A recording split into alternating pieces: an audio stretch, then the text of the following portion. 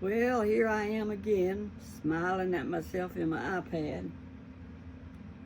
So anyway, I've got my coffee. Y'all join me. And I am inspired this morning. I've got a book down at the thrift store by Stormy O'Martin. And she wrote a book, and it was a bestseller for a long time. And it was called The Power of a Praying Woman. And it was such a good book, and it is a good book. So I opened it up, and I just read a little bit out of it, just one verse from the Bible, which I want to see good here. It says, it's Matthew 5:44 and 45. Love your enemies, bless those who curse you, and do good to those who hate you. That's not easy to do, and I'm going to tell you how I did it. Pray for those who despitefully use you and persecute you, that you may be sons of your Father in heaven. Well, I have lived here at this place since 1963. Bought this place, and I live in the rear. We built the little apartment in the rear, and that's where I stayed during the days, so that we would have a place to be when we came off the evangelistic field, which we traveled full-time on love offering, spreading the word of Jesus. Assembly of God minister and his wife. But he had to study. He didn't finish 8th grade. But I had been reading my Bible since I was a little girl, so I knew my Bible pretty good, and I know this one. And my mom knocked it in our heads. Just because vengeance is mine, she would say. I will repay, saith the Lord. He will fight your battles. You don't have to fight your battles. You just trust the Lord. So this is my message today. Love your enemies. Now, you don't have to love them up to their face all the time, but I've done it. I had next door neighbors. We have to share the driveway. Now, this next door neighbor, her and her husband, she's still alive, and she is my best friend now. I will tell you that.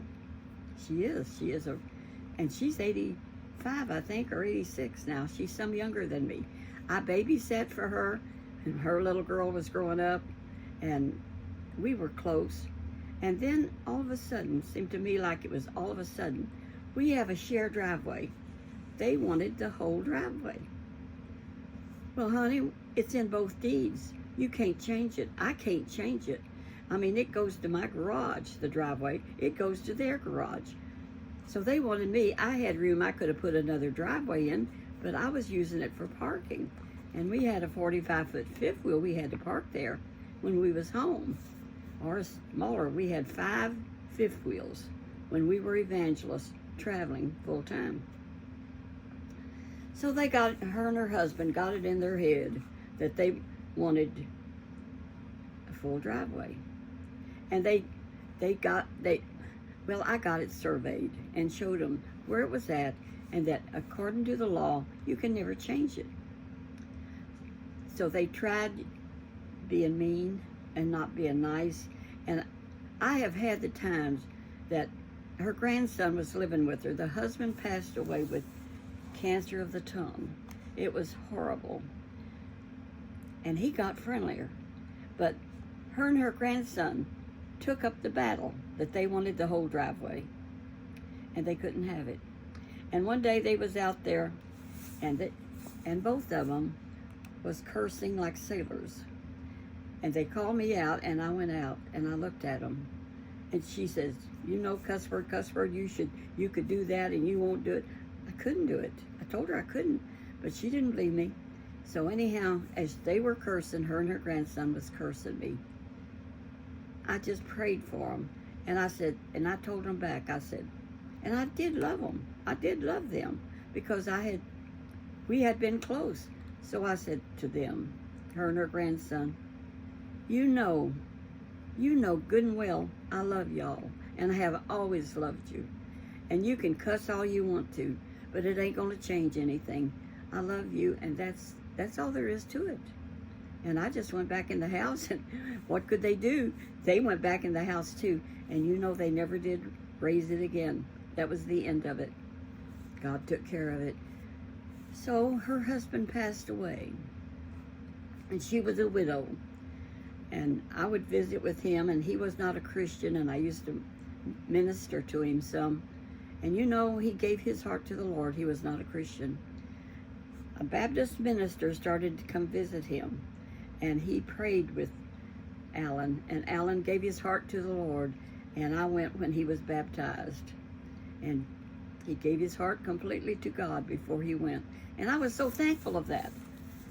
So his wife, Miss Flory, who I still love, and she lives over from me, she got into financial difficulties and couldn't make, she had a mortgage on her house next door. And she said, I'm not going to do this. I need another place to live. So they told her she just had to get rid of it. And so, you know what she did? She gave it to James, my husband. She said, I'm making you a deed. You can have this place. Do whatever you want to with it till they repossess it. Because they say they're going to repossess it, and I'm not making any more payments on it. They're too high, and I need a cheaper place to live. You know what James did? He bought her a cheaper place to live and helped move her into it down about a block from here. Because he believes in helping widows and orphans, people like that. So she just loved that house, and she had 2 or 3 kitty cats, and she loved them, and it was a nice house, and the rent was reasonable, and she was a happy woman. Take care of the widows and orphans. So anyhow, she lived there a few years, and it had a basement, and the washer and dryer was in the basement. Well, she said, you know, I don't like this house anymore. James can have it back, and could he find me another one that's only on 1 floor and a place where I can have my washer and dryer upstairs? And he said yes. And another thing, she would bake things for him that was just wonderful. I mean, she was such a good friend there in her later years. And down there where she lived, down the other street, she had these cats. And there was feral cats that you feed outside, and there was this mother cat that would have kittens every year. So she would take the kittens to the pound. She ended up keeping 1 or 2. But that mama cat wouldn't come in the house at all. She had to be fed outside before we finally got her fixed. But when Flory moved to this other house that James found for her, don't you know she came back every day and fed that feral cat. Well, the weather got kind of cold. And one day Flory come to feed the cat. And you know what? This is a true story. That cat jumped in her car as she was leaving, right with her. And she rode home with Flory in her other house where she had moved to. Went in the house with Flory. She's been there ever since, because that happened probably about 4 years ago. And cats can live, I think she's up around 16 years old now, that cat. But she moved right in with Flory. That proves she was not a dumb cat. She was a smart cat. So she moved in with Flory, and Flory has, I think she has 4 cats now. She's a cat widow woman. Then we had a neighbor in back of us who had 2 boys. And they were just mischievous and mean to my twins when they were growing up, but they were about the same age. And her 2 boys was throwing rocks across the fence at my girls. Not big rocks, just gravels, and aggravating them, and you know, and just being ornery like boys can be. One of them ended up a state policeman. The other one ended up a council member of New Albany. They ended up good, but they were just mischievous. They were absolutely not nice. So anyway, that day, there they were, throwing those gravels and stuff at the girls and carrying on. And my girls, they come in the house running and say, they're out there throwing rocks at it. So I went out there and I said, you boys, quit doing that kind of stuff. That is not nice. We wasn't doing anything. I said, yes, you was. You was throwing those gravels at the girls, and that's not nice. Don't be doing that. We're going to tell our mommy. We're going to tell her. So they run in the house and got their mother, Laura, who has been there since I've been here, you know. And she came out, and they told her that I was accusing them of falsehoods. Here she come cussing and carrying on. So what do you do when you got a woman cussing you right over your fence? Because I put a fence up, keep them kids on their own side of the fence and to leave the girls alone. And so she was cussing up a storm. What do you do? She wasn't going to hear me. So I just raised both hands toward heaven and started praying as loud as she was cussing. That's what I did. And I was saying, dear Lord, you see Laura, and I know you love her. You love all of us. Lord Jesus, just be with Laura. And I prayed as loud as she was cussing. We was out shouting each other. Well, she got tired of it, and she went back in the house, and I went back in the house. And I thought that was the end of it. Not exactly. Because I wanted to build the garage for number 2 husband later on in life. We still weren't friends. She would say hello in passing and talk to me over the fence some. But she still didn't like me. You can't make some people like you. And if you can't, then you just have to let them go. You can't help it if they don't like you. But I'd say hi to her, and I knew that she loved cats. And one day, this little old kitten came into my backyard from somewhere. I don't know where it came from. It was as cute as it could be. And I already had cats. And I knew I couldn't keep a cat. So I went to the fence, and Laura was outside, and I hollered for her. I said, Laura, come here a minute. I want to show you something. So she came to the fence, and I handed that little cat over the fence to her. I said, there you are. I gave you a present. She just grabbed that kitten up and started loving it and took it right home with her and never said another word. We didn't talk for a long time. That really happened. I just gave her that cat. And she took it with her, and she knows that's the truth. So anyway, life went on, and she had a husband. Her kids grew up. My kids grew up, went to college. Her kids succeeded. And she took a grandson to raise, and she was taking care of him. And then she got real friendly. This covers many years. And here, her kids are all gone. Mine are all gone. She decided to be friendly with me. When we was out in the backyard, she would talk about the weather and just be real nice and tell me. And she told me the story of one of her granddaughters had this little boy out of wedlock. And he was precious. And the mother couldn't take care of him. So Grandma Laura took him and kept him. And here she is up in age with bad knees. But she took him anyway and didn't get no money to keep him. And she raised him up. And so we was out the fence one day, and she says, Clarine, I want you to know, I know Jesus now. She was a Catholic, but she said, I have been through so much with her grandchildren going so wild, some of them. She said, I just turned to God, and Jesus is in my heart.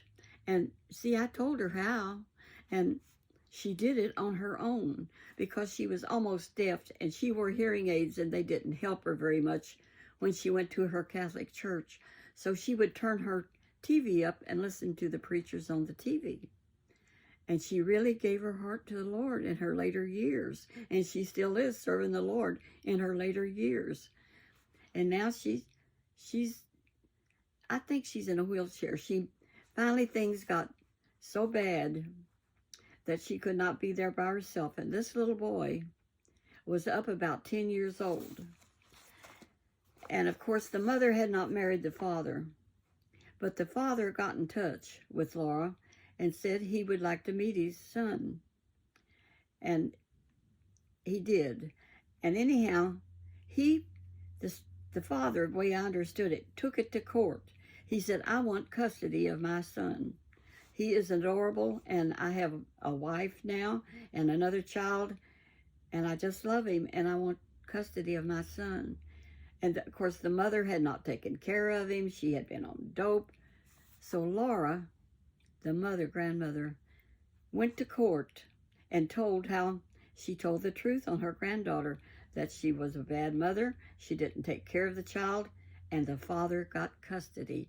And that little boy loves his daddy, and he's with him today. Well, Laura's health got so bad that she was put in a nursing home for a while, and while she was in the nursing home, they sold her home. I mean, they took control. She was so sick she thought she was going to die. But her daughter, Kathy, who was a good Christian woman, I used to take Kathy to Sunday school with Karen and Kathy, the same age. And Kathy, the daughter, was a tennis champion and went to college on her tennis scholarships. She was so good. And now she's 70 years old, like Kathy and Karen. And this Kathy was a wonderful girl. And after Laura got out of the hospital, she stayed with her son. And she hated it. And she says, well, Kathy, she called me up telling me, and she said, Kathy wants me to come live with her. At that time, Kathy was in Florida. I said, pack your bags and go. She said, you really think I should? I said, yes, because you know things are not well living with your son who is not as nice as he ought to be to you. And the wife, now, this boy's wife, this son-in-law's wife, son's wife, is an angel. And she hated to see Laura go. She really loved Laura. But it wasn't nice living with her bossy son. So she said, I'm going to do it. So she called her other son, who was a state trooper but retired, to drive her to Florida. And he loaded her up and took her to Kathy. And I talked to her not too long ago, and they since then have moved to Missouri, where Kathy's children settled out in Missouri somewhere, and she's doing very well. She is in a wheelchair a lot, and she don't want to have knee surgery because she's about 90 now, I think. Well, 86 or something, and she don't want to have surgery on her knees, but she says, I am content living here with Kathy. She's good to me.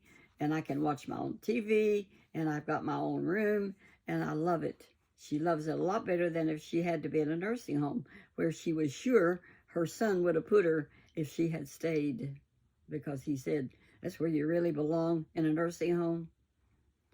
So, anyhow, that's the way she felt about it.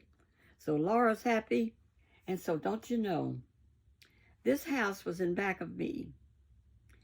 And one day, couple of 3 years ago, there was a yard sale. Some of the grandchildren moved into Laura's house. So there was Danny, the one that used to throw rocks, sitting there, him and his wife, the angel. And they were having a yard sale. And James was interested. And I was talking to Danny. And Danny was friendly. I couldn't believe it was the same Danny. So I got behind his back and I talked to Angel, his wife. That's not her name, but that's what Laura called her. Has Danny had a change of heart? Is he a Christian now? Because he had a whole different spirit, and I could tell that he was different. She said, yes, he has. That's another praying wife, like Stormy Martin said, because she had prayed for him, and his life changed. He was Catholic, but he didn't know Jesus. He was just going along with the rote, you know, and you can do that, but you can know Jesus if you're a Catholic. He hears your prayers just the same he does anybody else's. So anyway, he had turned his life over to the Lord. So guess what? I said, Danny, are y'all going to sell this place? He said, I think the boys are going to sell it. It's in their name.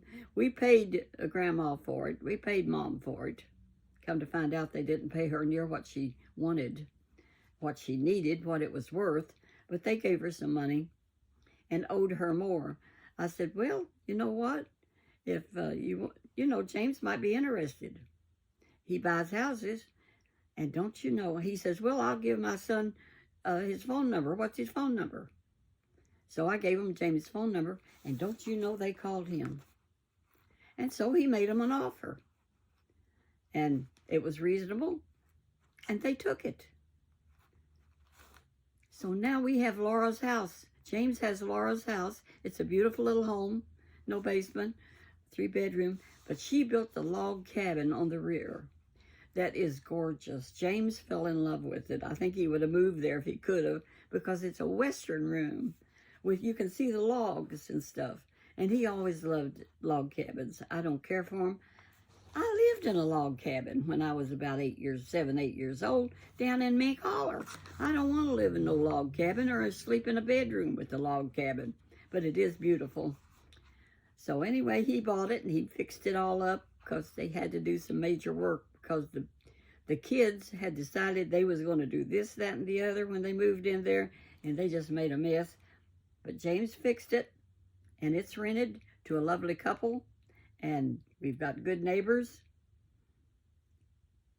You just don't know how things are going to work out. I never dreamed that someday I would be married to a man that owned both houses. He now owns Florrie's house too. I didn't finish telling you, but it went back to the mortgage company because James didn't make those payments either. He rented it out while she gave it to him, and he had the deed.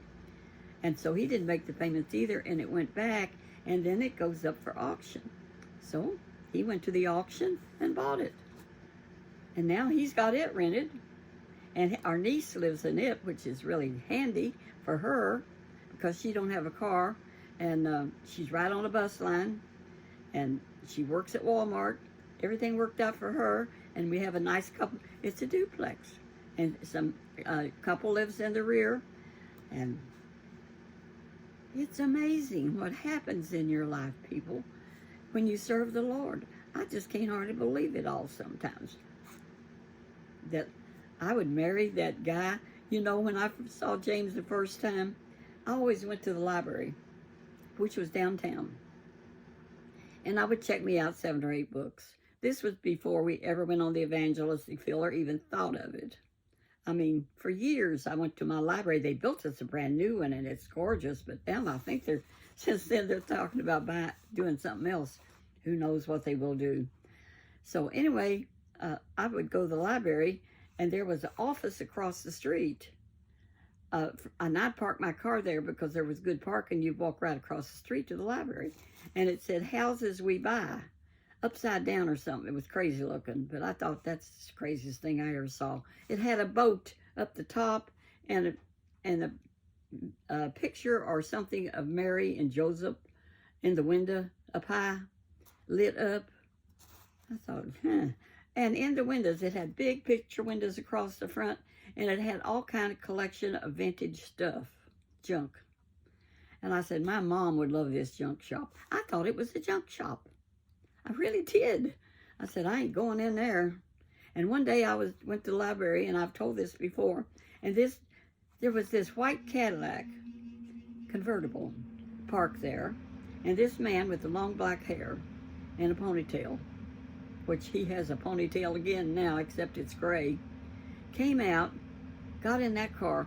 It had bull horns in the front, as wide as the car. I talk about a hippie. I mean, I was just a young woman. They had moved, him and his wife had moved from Louisville here and moved his office, Affordable Homes, which is his, to New Albany. And I didn't realize it was an office. I thought it was the junk shop. And I never stepped foot in there all that time. But I saw that man get in that car and drive away. And I thought, man, if that's a hippie, if I ever saw one, who would dream that someday I would be married to that hippie? I mean, not me. I mean, I'm a happily married woman at that time. But years later, when I was crying over number 2, when he passed away, Buddy passed away when he was 63 with esophageal cancer, which was hopeless. And when he passed away at 63, I was sure my life was over. Walking at the mall, I met Floyd, and I was so lonely that I married him for companionship. And I thought, he's a good man. His wife had been gone about 4 years, and he thought I was going to be perfect because I was a preacher's wife. I got a mind of my own, honey. I sure do. So anyway, we got married. And he was a pretty good companion, and I bought a motorhome, and we went to Florida in the winters.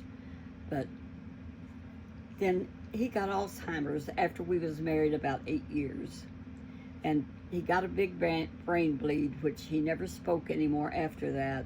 And he was in a nursing home for a couple of years. And I started praying for God to take him home because he never talked. I'd go out and feed him and visit with him twice a day. a lot of times, and I got him, he loved baby dolls. And a lot of those Alzheimer's people have their pocketbooks, their baby dolls, whatever. The first time I ever heard tell of Alzheimer's was when we was on the evangelistic field. I had never heard tell of it. What I heard tell of was old timers, which means their memory goes. Alzheimer's is the way it's really pronounced. So we went, me and the pastor and Buddy went to visit somebody in the nursing home, and as we went there, it was in the Alzheimer's unit, and there was a mother and daughter there, and both of them had their babies. The mother was in her 70s and the daughter was in her late 50s, and both of them had Alzheimer's, and they had their baby dolls, and they were just happy with their baby dolls. Well, Floyd saw a baby doll out there somewhere from something, and he wanted a baby doll, and I got him a life-size baby doll, and he slept with it. He hugged it, he didn't talk to it, he didn't speak to anybody, and he loved his baby doll.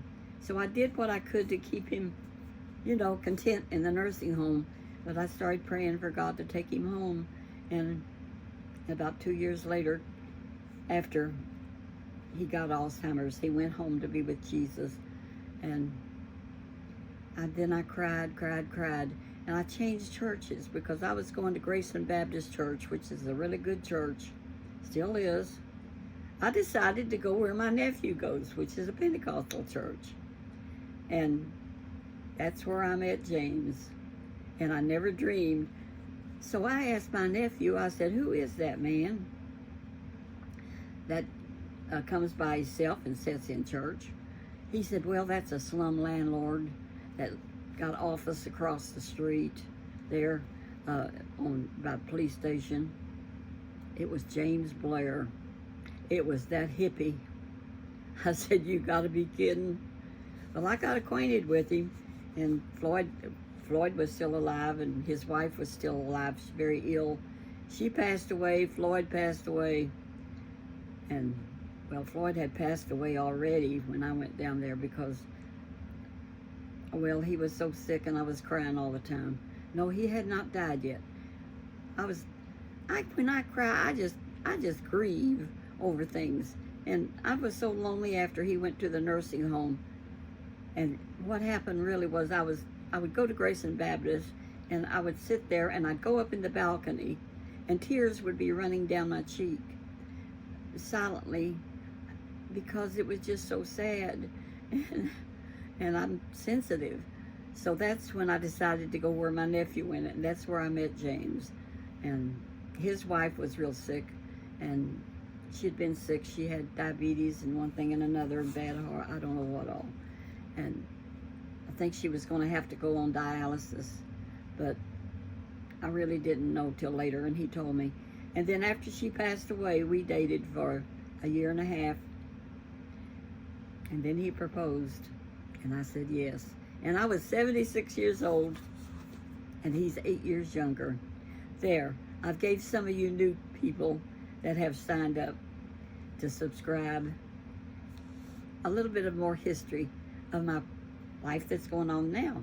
And we've been married almost 15 years, 16 years, going on 16 years.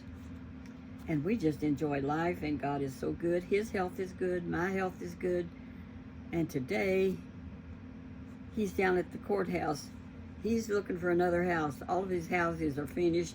He don't have much to do, so he's going a little bonkers. So he went to the sheriff's sale, where you could, one time I bought a house at sheriff's sale and flipped it. I never told y'all about that, did I? But I made good money on that one. I have made some good money in my time. But I thank the Lord for these praying women.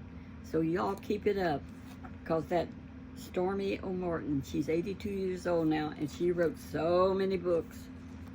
And she's a wonderful, wonderful writer, Christian writer, encouraging women. So, God bless you. I'm hanging it up. I'll talk to you another time. Bye-bye. Walk that walk, though, where Jesus would be pleased with you. Almost forgot it. Don't want to forget it, but sometimes I do.